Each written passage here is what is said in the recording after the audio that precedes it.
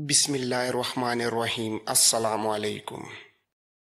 इस ग्रोह का लीडर हातिम इस मकान में रहता था जिसमें वो दाखिल हुआ था। हसन ने अपने लीडर को बताया, मोसल के 2 इलीची बाल्डून के पास आए हैं। मैंने यकीन कर लिया है कि ये दोनों मोसल से आए हैं और दोनों मुसलमान हैं। उन्हें बाल्डून अपने कमरे में ले गया था। इसमें कोई शक नहीं कि वाली मोसल अजुद्दीन का कोई पैगाम लेकर आए हैं, लीडर ने कहा, और ये सुल्तान सलाहुद्दीन अयूबी के खिलाफ मुआहदे का पैगाम होगा। ये मालूम कर लिया है कि उनके दरमियान क्या तय पाया है। सुल्तान अभी तक इस धोखे में हैं कि अजुद्दीन और अमदुद्दीन हमारे दोस्त हैं या कम से कम हमारे खिलाफ नहीं लड़ेंगे।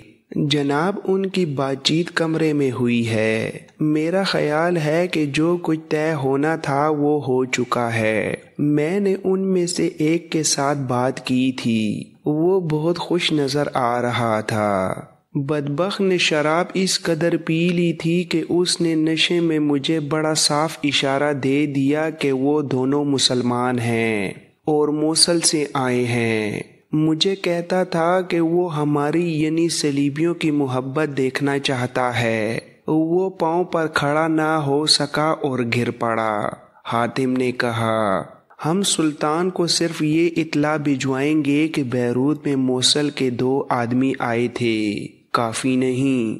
हम अपने सुल्तान से बहुत शर्मसार हैं कि उन तक हमारी ये इत्ला नहीं पहुंच सकी कि बैरूत को मुहासरे में लेने का मंसूबा तर्क कर दें, क्योंकि बाल्डून को इस मंसूबे की इत्ला कायरा से मिल गई है। जनाब, इसमें हमारा कोई कसूर ना था। इसहाक तुर्क बरवक रवाना हो गया था।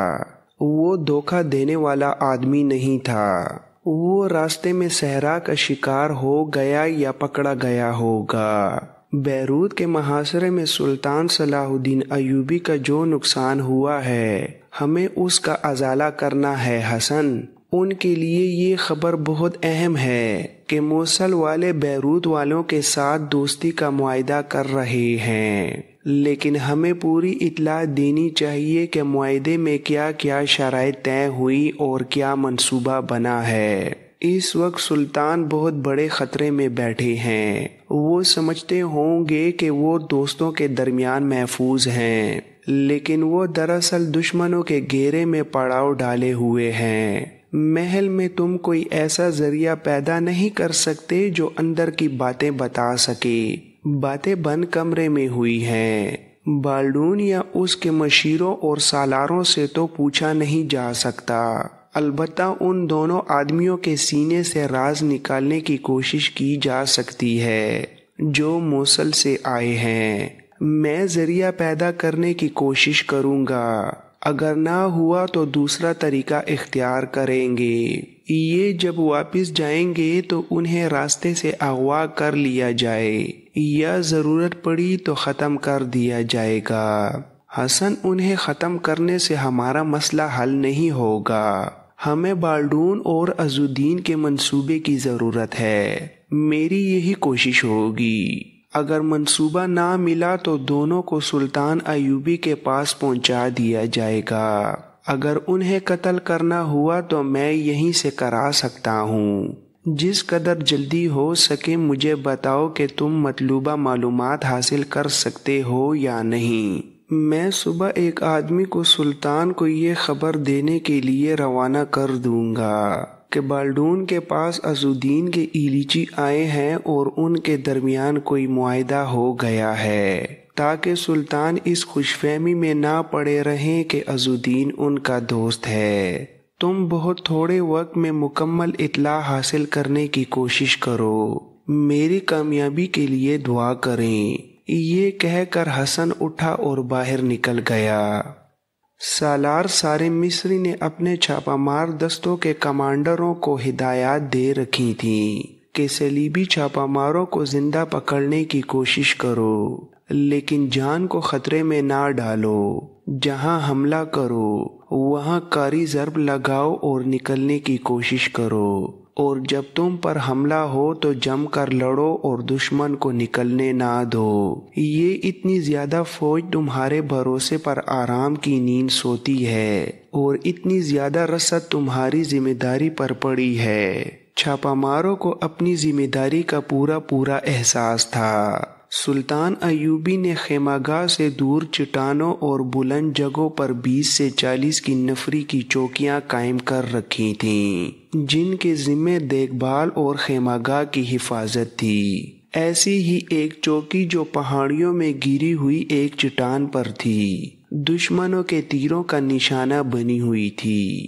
اس کے پیچھے اونچی پہاڑیاں تھیں اور ایک وادی۔ اس وادی میں سے فوج گزر سکتی تھی۔ اس ڈکی چھپی گزرگاہ پر نظر رکھنے کے لیے یہ چوکی قائم کی گئی تھی۔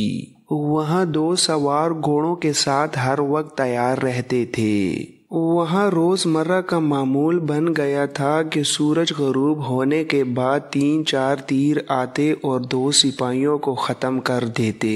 ایک شام ایک گھوڑے کو بیک وقت 3 تیر لگے اور گھوڑا تڑپ کر مر گیا۔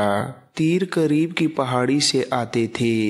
اس کے فوراً بعد اندھیرا چھا جاتا تھا، اس لیے تیر چلانے والوں کو ڈھونڈا نہیں جا سکتا تھا۔ ایک روز شام سے پہلے چوکی کے 2 سپاہی پہاڑی پر کہیں چھپ کر بیٹھ گئے۔ سورج غروب ہونے کو تھا جب 2 تیر آئے اور ان دونوں سپاہیوں کی پیٹوں میں لگے اور دونوں شہید ہو گئے۔ صبح ان کی آدھی کھائی ہوئی لاشیں اٹھائی گئیں۔ رات کو بھیڑیے لاشوں کو کھاتے رہے تھے۔ صاف ظاہر تھا کہ صلیبی چھاپا ماروں کا کام ہے۔ ایک روز 10 سپاہیوں کا ایک گشتی جیش علاقے کی تلاشی کے لیے بھیجا گیا۔ پہاڑی علاقوں میں جا کر 4 افراد میں تقسیم ہو کر بکھر گئے۔ ایک جگہ 10-12 سال کی عمر کا ایک بچہ نظر آیا۔ وہ سپاہیوں کو دیکھ کر دوڑ پڑا اور ایک بلند چٹان کے دامن میں غائب ہو گیا۔ وہ گڈریا ہو سکتا تھا، لیکن وہاں کوئی بھیڑ بکری اور کوئی اونٹ نہیں تھا۔ سپاہی وہاں تک گئے تو انہیں چٹان میں تنگ سا ایک دہانہ نظر آیا جو کسی غار کا تھا۔ بچہ اسی میں چلا گیا ہوگا۔ سپاہیوں نے دہانے کے ساتھ کان لگائے تو اندر سے دھیمی آواز سنائی دی۔ کسی بچے کا غار میں چھپ جانا کوئی عجیب بات نہیں تھی۔ یہ سپاہی اس بچے سے صلیبی چھاپا ماروں کے متعلق پوچھنا چاہتے تھے۔ انہوں نے بہت پکارا لیکن غار میں خاموشی چھا گئی۔ سپاہیوں نے دھمکی دی کہ جو کوئی اندر ہے وہ باہر آ جائے، ورنہ ہم اندر آ کر سب کو قتل کر دیں گے۔ اندر سے ایک جوان عورت نکلی۔ وہ اس علاقے کی زبان میں سپاہیوں کو کوسنے لگی، پھر رو پڑی اور کہا کہ مجھے قتل کر دو اور میرے بچوں کو بخش دو۔ اس کے 2 بچے تھے، ایک 10-12 سال کا جو باہر سے دوڑا تھا اور دوسرا چند مہینوں کا تھا جو اس عورت نے اندر سلایا ہوا تھا۔ سپاہیوں نے اسے بتایا کہ وہ مسلمان سپاہی ہیں، مگر عورت انہیں گالیاں دینے لگی اور منت سماجت بھی کرنے لگی۔ اس نے بتایا کہ کچھ روز ہوئے اس کے گاؤں میں 15-16 صلیبی سوار آئے اور گاؤں پر قبضہ کر لیا۔ انہوں نے تمام گھروں کی تلاشی لی، اس عورت کے خاوند کو قتل کر دیا۔ قتل اس طرح کیا کہ انہوں نے گاؤں کے تمام بچوں، جوانوں، بوڑھوں اور تمام عورتوں کو ایک جگہ اکٹھا کر کے کہا کہ کسی کو پتہ نہ چلنے دیں کہ اس گاؤں میں سپاہی رہتے ہیں۔ انہوں نے اپنی اور گھوڑوں کی خوراک کی ذمہ داری گاؤں پر ڈال دی۔ ان کے کماندار نے تلوار نکال لی۔ اس عورت کا خاوند سب سے آگے کھڑا تھا۔ کماندار نے خاوند کو بازو سے پکڑ کر آگے کیا اور تلوار کے ایک ہی وار سے اس کا سر تن سے جدا کر دیا۔ اس نے گاؤں والوں سے کہا کہ کسی نے اس کے حکم کی نافرمانی کی تو اسے ایسی سزا ملے گی۔ ان سپاہیوں نے اپنے لیے 3 جھونپڑے خالی کرا لیے اور گاؤں کی عورتوں کو بلا کر ان سے خدمت خاطر کرانے لگے۔ یہ عورت رات کو موقع پا کر وہاں سے بھاگ آئی۔ اسے معلوم نہیں تھا کہ سپاہی ابھی تک گاؤں میں موجود ہیں یا نہیں۔ یہ گاؤں وہاں سے تھوڑی ہی دور تھا۔ سپاہی عورت کو وہیں چھوڑ کر گاؤں کی طرف چلے گئے۔ پہاڑی سلسلہ آگے جا کر کھل جاتا تھا۔ وہاں وسیع میدان تھا جس میں 15-20 جھونپڑوں کا ایک گاؤں تھا۔ سلطان صلاح الدین ایوبی کا گشتی جیش گھوڑوں پر سوار تھا۔ انہوں نے گاؤں پر یلغار کرنے کے لیے گھوڑے دوڑا دیے۔ اس وقت صلیبی سپاہی جو گاؤں پر قابض تھے گاؤں میں موجود تھے۔ انہوں نے شاید پہرا کھڑا کر رکھا تھا۔ گھڑ سوار ابھی گاؤں سے کچھ دور ہی تھے کہ تمام صلیبی سپاہی باہر آ گئے۔ ان کے آگے چند ایک بچے اور عورتیں تھیں۔ انہوں نے بچوں اور عورتوں کو ایک جگہ اکٹھا کر کے کھڑا کر دیا اور خود ننگی تلواریں ہاتھوں میں لے کر ان کے نیم دائرے میں کھڑے ہو گئے۔ ایک نے سلطان ایوبی کے سواروں سے مخاطب ہو کر چلا کر کہا، اگر تم آگے آؤ گے تو ہم ان بچوں اور عورتوں کو قتل کر دیں گے۔ سوار 20-25 قدم دور رک گئے۔ وہ مسلمان بچوں اور عورتوں کو صلیبیوں کے ہاتھوں قتل نہیں کرانا چاہتے تھے۔ سلطان ایوبی کے چھاپہ مار جیش کے کماندار نے کہا، بزدلوں، صلیب کی خاطر لڑنے آئے ہو تو مردوں کی طرح سامنے آ کر لڑو، عورتوں اور بچوں کی ڈال کے پیچھے کیوں کھڑے ہو؟ صلیبی کماندار نے کہا، تم سب واپس چلے جاؤ، ہم گاؤں سے چلے جائیں گے۔ جن بچوں اور عورتوں کو صلیبی سپاہیوں نے یرغمال بنا رکھا تھا ان میں سے ایک عورت نے سلطان ایوبی کے سپاہیوں سے بلند آواز سے کہا، اسلام کے سپاہیوں، رک کیوں گئے ہو؟ ہمیں اپنے گھوڑوں تلے رون ڈالو، ان کافروں میں سے کسی کو زندہ نہ جانے دو، ہم اپنے بچوں سمیت مرنے کو تیار ہیں۔ صلیبی کماندار نے تلوار کا بھرپور وار کر کے اس عورت کا سر اس کے جسم سے الگ کر دیا۔ سلطان ایوبی کے گشتی جیش نے اپنے سپاہیوں کو تیر و کمان نکالنے کا حکم دیا۔ پلک چپکتے انہوں نے کمانیں کندھوں سے اتار دیں، آگے کی اور ترکشوں سے ایک ایک تیر نکال کر کمانوں میں ڈال لیا۔ مسلمان کماندار نے کہا، تم صلیبی سپاہی بچوں اور عورتوں کے پیچھے بیٹھ گئے۔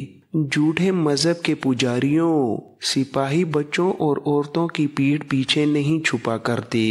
صلیبی ایک غلطی کر بیٹھے تھے، وہ شاید بھول گئے تھے کہ گاؤں میں مرد بھی ہیں۔ ان مردوں کو صلیبیوں نے بہت خوفزدہ کر رکھا تھا، وہ بھی اپنے بچوں اور عورتوں کے قتل سے ڈرتے تھے۔ اتنے میں ایک عورت نے للکار کر کہا، یہ کافر تو بزدل ہیں، تم ہمارے خون سے کیوں ڈرتے ہو؟ اس نے اپنے سامنے کھڑے 3-4 سال کے بچے کو اٹھایا اور اسے آگے زمین پر پھینک کر کہا، میں اپنے اس بچے کی قربانی خوشی سے دیتی ہوں، ہلا بولو، 10 کافروں کی جان لینے کے لیے میں اپنا بچہ قربان کرتی ہوں۔ ایک صلیبی تلوار سنتے اس عورت کو قتل کرنے کو اٹھا مگر اسے اتنی مہلت نہ ملی۔ ان کے عقب سے گاؤں کے تمام آدمی برچیاں، لاٹھیاں اور جو ہاتھ لگا اٹھائے صلیبی سپاہیوں پر ٹوٹ پڑے۔ صلیبی بچوں اور عورتوں کے پیچھے تیروں سے بچنے کے لیے بیٹھے ہوئے تھے۔ وہ جب مقابلے کے لیے اٹھے تو مسلمان سپاہیوں نے ہلا بول دیا۔ ان میں 2-3 سپاہی چلا رہے تھے، عورتیں نکل بھاگیں، بچوں کو ایک طرف کر لو۔ ان کے گھوڑے صحرائی آندھی کی طرح آ رہے تھے۔ عورتوں نے بچوں کو اٹھایا اور نکل بھاگیں۔ گاؤں کے آدمی گھوڑوں سے بچنے لگے۔ ذرا سی دیر میں 2 صلیبیوں کے سوا باقی تمام کو مار ڈالا گیا اور گاؤں والوں نے ان کی لاشوں کا قیمہ بنا دیا۔ وہ 2 زندہ صلیبیوں کو بھی اپنے ہاتھوں مارنا چاہتے تھے لیکن مسلمان جیش کے کماندار نے بڑی مشکل سے انہیں سمجھایا کہ ان دونوں سے باقی ساتھیوں کا سراغ لگایا جائے گا۔ ان دونوں کو سلطان ایوبی کی انٹیلیجنس کے نائب سربراہ حسن بن عبداللہ کے حوالے کر دیا گیا۔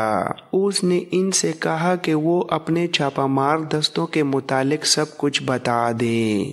وہ वो सिपाही तھے، انہوں نے سب کچھ بتا دیا۔ یہ بالڈون کی فوج کے چھاپا مار تھے۔ کم و بیش 1000 چھاپا مار سلطان ایوبی کی فوج اور رسد کو نقصان پہنچانے کے لیے بیروت سے بھیجے گئے تھے۔ ان کا ابھی کوئی مستقل اڈا نہیں تھا، وہ تمام علاقے میں پارٹیوں میں تقسیم ہو گئے تھے۔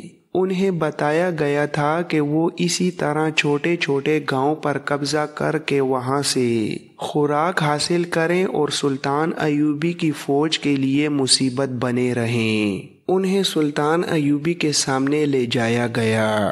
اس نے ان کی باتیں سنی اور حکم دیا ان دونوں کو دور لے جا کر قتل کر دیا جائے، یہ قاتل اور لٹیرے ہیں۔ اس نے اپنے سالاروں سے کہا، اس سے یہ ظاہر ہوتا ہے کہ صلیبی چھاپا ماروں کو موصل میں یا کسی اور قلعے میں رہنے کی اجازت نہیں ملی، ورنہ گاؤں کو اڈا نہ بناتے۔ سلطان ایوبی نے حکم دیا کہ ایسے ہر ایک گاؤں میں تھوڑی تھوڑی نفری بھیج دو۔ سپاہیوں کو سختی سے کہنا کہ گاؤں میں کسی کو پریشان نہ کریں، اپنی اور گھوڑوں کی خوراک فوج کی رسد سے لیں، کسی گاؤں سے اناج کا ایک دانہ اور چارے کا ایک تنکا بھی نہ لیا جائے۔ حسن حاتم کو رپورٹ دے کر واپس آیا تو وہ باقی رات سو نہ سکا۔ اس کے ذہن پر سارا سوار تھی۔ اسے دن کو ہی پتہ چل گیا تھا کہ سارا کو اس عورت نے پکڑ لیا تھا، اس کی اسے کوئی سزا تو نہیں ملی۔ حسن کو معلوم تھا کہ وہ عورت کون ہے، لیکن اس عورت سے مل کر وہ سارا کی سفارش نہیں کر سکتا تھا، کیونکہ وہ اسے بتا نہیں سکتا تھا کہ رات سارا کے کمرے میں وہی تھا۔ حسن یہ بھی سوچ رہا تھا کہ وہ موصل کے ایلیچیوں سے کس طرح معلوم کرے کہ بالڈون کے ساتھ انہوں نے کیا معاہدہ طے کیا ہے۔ یہ راز انہی سے لیا جا سکتا تھا۔ اس اجلاس میں کوئی ملازم اندر نہیں تھا جس سے حسن کچھ معلوم کر لیتا۔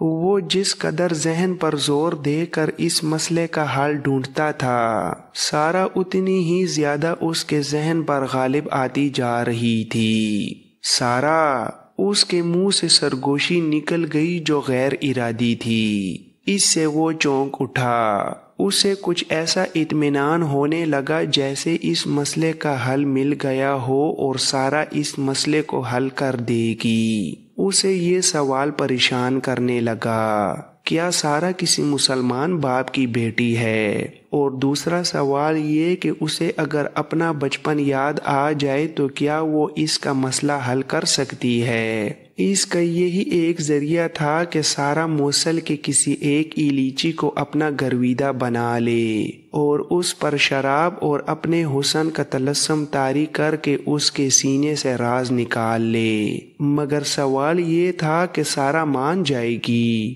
کہیں اسے ہی نہ پکڑوا دے۔ جاسوسوں کو خطرے مول لینے پڑتے ہیں۔ حسن کو اپنی زبان کے فن کا کمال دکھانا تھا۔ اسے سارا کی باتیں یاد آ رہی تھیں جن سے صاف ظاہر ہوتا تھا کہ وہ مسلمانوں کو پسند کرتی ہے۔ حسن کو یہ بھی احساس ہو گیا تھا کہ سارا کو شک ہو گیا ہے کہ وہ حسن مسلمان ہے۔ حسن کا دماغ سوچ سوچ کر تھک گیا۔ اسے دور سے صبح کی اذان کی آواز سنائی دینے لگی۔ اس کے دماغ پر اسلام اور اللہ کا تقدس طاری ہو گیا۔ اس کی مدد اللہ ہی کر سکتا تھا۔ اس نے اٹھ کر وضو کیا اور کمرے کا دروازہ بند کر لیا۔ صلیبیوں کی اس دنیا میں وہ مسلمان نہیں، عیسائی تھا۔ حسن الادریس نہیں، گلبرٹ جیکب تھا۔ وہ چھوٹے سے کمرے میں اکیلا رہتا تھا جہاں اس نے حضرت عیسیٰ کا بت صلیب کے ساتھ لٹکا رکھا تھا۔ دیوار کے ساتھ کسی مصور کی بنائی ہوئی مریم علیہ السلام کی تصویر آویزاں کر رکھی تھی۔ قریب ہی صلیب لٹک رہی تھی۔ اس نے یہ بت، تصویر اور صلیب پلنگ کے نیچے رکھ دی۔ دروازے کے اندر والی زنجیر چڑھا کر قبلہ رو ہوا اور نماز پڑھنے لگا۔ وہ ہر روز اسی طرح چھپ کر نماز پڑھا کرتا تھا، مگر اس کی جذباتی حالت کبھی ایسی نہیں ہوئی تھی جیسی اس صبح کی نماز میں ہوئی۔ اس کے آنسو نکل آئے تھے اور اس کے منہ سے یہ الفاظ، ایاک نعبد و ایاک نستعین، تیری ہی عبادت کرتے ہیں اور تجھ ہی سے مدد مانگتے ہیں، بلند آواز سے نکل گئے تھے۔ اسے پہلی بار محسوس ہوا جیسے اللہ اس کے سامنے کھڑا ہے اور اتنا قریب کھڑا ہے کہ وہ اللہ کو چھو سکے گا۔ اس نے نماز ختم کر کے 2 نفل پڑھے اور دعا کے لیے ہاتھ اٹھائے۔ اس کی آنکھیں بند ہو گئیں۔ اس کی زبان سے الفاظ اس کے سوچے بغیر پھسلنے لگے۔ قبلہ اول کے رب، آج تیرا نام لینے والے، تیرے رسول صلی اللہ علیہ وآلہ وسلم کا کلمہ پڑھنے والے مسلمان ان انسانوں کے ڈر سے تیری مسجد اقصی میں تیرے حضور سجدہ کرنے سے ڈرتے ہیں، جو تیرے رسول صلی اللہ علیہ وآلہ وسلم کے منکر ہیں۔ آج تیرا قبلہ اول ویران ہو گیا ہے۔ جو زمین تیرے رسول صلی اللہ علیہ وآلہ وسلم کے قدموں سے مقدس اور مبارک ہوئی تھی، اس پر آج صلیب کا سیاہ سایہ پڑ گیا ہے۔ جس بنی اسرائیل کو تیری عظیم ذات نے دھتکار دیا تھا، وہ آج تیرے قبلہ اول کو ہیکل سلیمانی کہہ رہی ہے۔ میرے اللہ، اپنی عظمت کا پتہ دے، مجھے بتا تو عظیم ہے یا رب العزت۔ مجھے بتا حضرت عیسیٰ علیہ السلام تیرے پاس ہیں یا صلیبیوں کی صلیب پر لٹک رہے ہیں۔ اپنی عظمت کا پتہ دے، قرآن کی عظمت کا پتہ دے، اپنے رسول صلی اللہ علیہ وآلہ وسلم کی عظمت کا پتہ دے اور مجھے اس کا سبب بنا کہ میں تیرے رسول صلی اللہ علیہ وآلہ وسلم اور تیرے قرآن کی عظمت کا پتہ یہودیوں اور صلیبیوں کو دوں۔ مجھے ہمت عطا فرما کہ میں ان چٹانوں کو ریزہ ریزہ کر سکوں جو سلطان صلاح الدین ایوبی اور قبلہ اول کے درمیان حائل ہو گئی ہیں۔